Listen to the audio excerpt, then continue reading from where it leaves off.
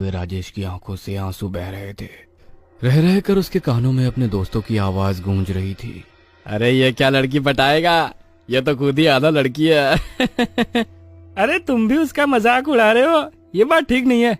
ईश्वर ने खुद उसके साथ मजाक किया है।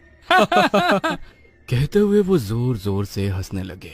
बस करो तुम दोनों मेरा मजाक उड़ाना, मेरे में कोई कमी नहीं है। मैं भी गर्लफ्रेंड बनाऊंगा और देखना तुम दोनों की गर्लफ्रेंड से सुंदर होगी, समझे तुम लोग। बस कुछ ही देर में मुझे मेरी सपनों की मलिका मिल जाएगी, जो इस दुनिया की नहीं होगी मगर सबसे अलग होगी।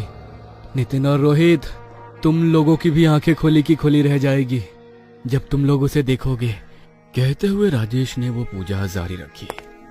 तभी शमशान का चौकीदार वहां आ गया।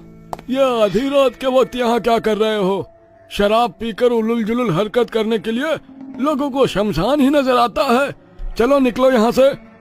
कहते हुए उसने अपनी पानी की बोतल से वो जलती हुई आग में पानी डाल दिया। हा? ये क्या किया तुमने? तुम्हें ये नहीं करना था। बस कुछ ही देर की बात थी, मेरी पिछले 7 दिनों की पूजा तुमने व्यर्थ कर दी। चल निकल यहाँ से। कहते हुए उसने राजेश को दरवाजे से बाहर धक्का दे दिया। राजेश के वहां से निकलते ही वहां का माहौल बदल गया। ठंडी हवाएं चलने लगी और गहरी धुंध छाने लगी। वहां पर अजीब सी खुशबू आ रही थी। ये क्या हो गया? कुछ भी नजर नहीं आ रहा है। तभी थोड़ी सी धुंध छटने लगी। चौकीदार ने देखा सामने एक खूबसूरत सी लड़की खड़ी थी। वो इतनी खूबसूरत थी कि वो कुछ देर पहले यहाँ पर जो कुछ भी हुआ उसे भूल चुका था। इतनी हैरानी से क्या देख रहे हो? कभी कोई खूबसूरत लड़की नहीं देखी क्या? कौन हो तुम? इतनी रात गए यहाँ पर क्या कर रही हो? मैं कौन हूँ, कहाँ से आई हूँ, सब छोड़ो और अपनी इस रात को रंगीन बना लो। कहते हुए उसने अपनी बाहें फैला दी। चौकीदार सम्मोहित सा उसकी बाहों में समा गया। मैंने आज तक इतनी खूबसूरत लड़की नहीं देखी। उसकी आंखों में अभी भी महिला की खूबसूरती समाहित थी, मगर चौकीदार को पता नहीं चला कि कब वो खूबसूरत महिला खतरनाक चुड़ैल में बदल गई। उसने अपने दांत चौकीदार की गर्दन में गड़ा दिए। चौकीदार की चीख से पूरा शमशान गूंज उठा। आओ मेरी बाहों में, आओ आ जाओ। कहते हुए वो जोर जोर से हंसने लगी। अगले दिन शमशान में इस तरह से हुई मौत और पूजन की सामग्री देखकर गांव वालों का शक शमशान में ही रहने वाले तांत्रिक पर गया। यह तांत्रिक अपनी हरकतों से बाज नहीं आएगा। इससे कितनी बार मना किया है इस तरह के कार्य ना करे, मगर आज फिर इसने एक बलि दी है। अब इसे इस गांव में रहने नहीं देंगे। कहते हुए वो लोग तांत्रिक के पास पहुंचे तो उनकी बात सुनकर तांत्रिक हैरान हो गया। मेरा यकीन करो, मैंने कोई बलि नहीं दी, बल्कि मैं तो सुबह ही आया हूँ। पास के गांव में पिछले 7 दिनों से एक विशेष पूजा में सम्मिलित होने के लिए गया था। चाहो तो फोन लगाकर पूछ सकते हो। मगर शंभू की लाश तो शमशान में बहुत बुरी अवस्था में मिली है।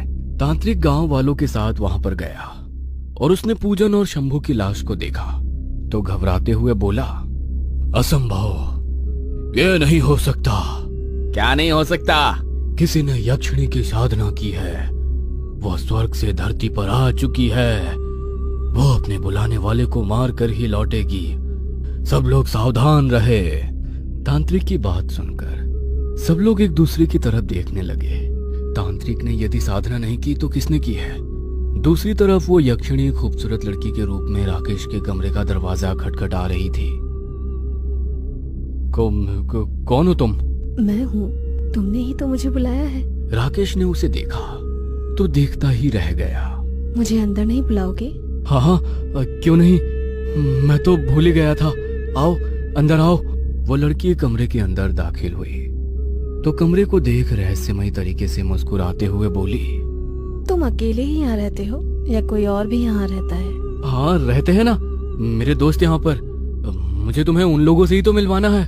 रुको, वे लोग आते ही होंगे।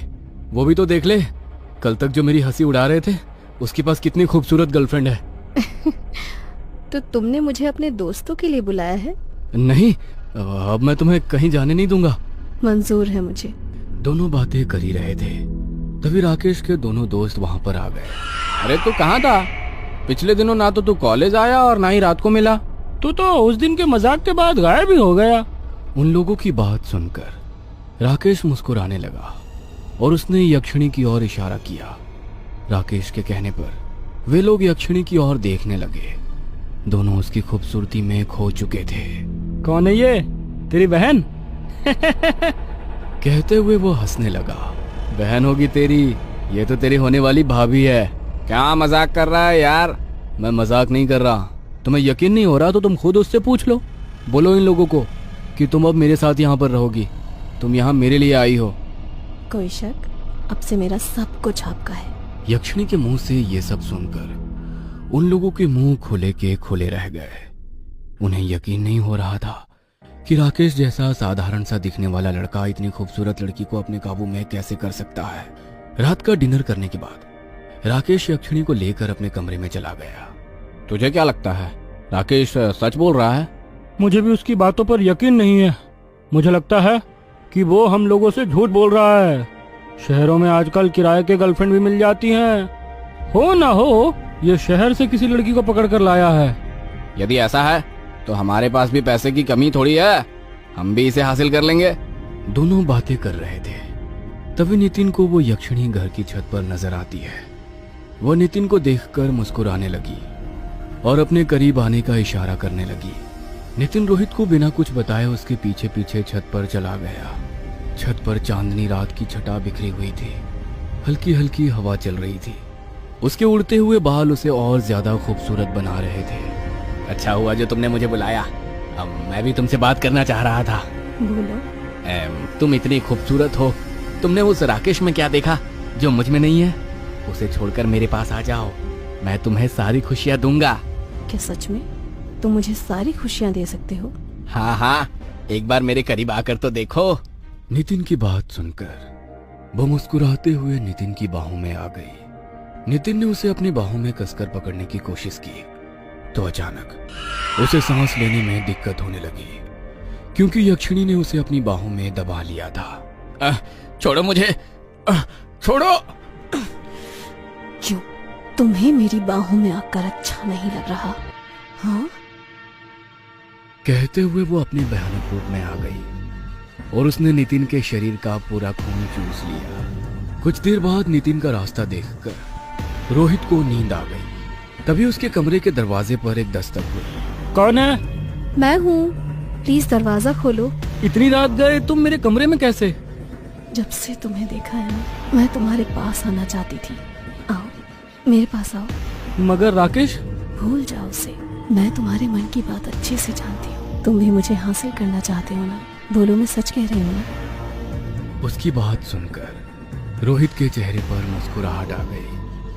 वो सम्मोहित होकर उसकी बाहों में आ गया। देखते ही देखते वो यक्षिणी में बदल गई। उसने रोहित के शरीर का पूरा खून चूस लिया। अगली सुबह शहर में हड़कंप मचा था। एक रात में शहर के बीचों बीच स्थित एक मकान में 3 युवाओं की मौत हो गई थी। तीनों की लाश बड़ी ही बुरी अवस्था में मिली। उस यक्षिणी ने अपने बुलाने वाले के साथ साथ उस पर बुरी नजर रखने वाले को भी मार दिया। किसी भी औरत पर बुरी नजर रखने वाले का यही हाल होता है।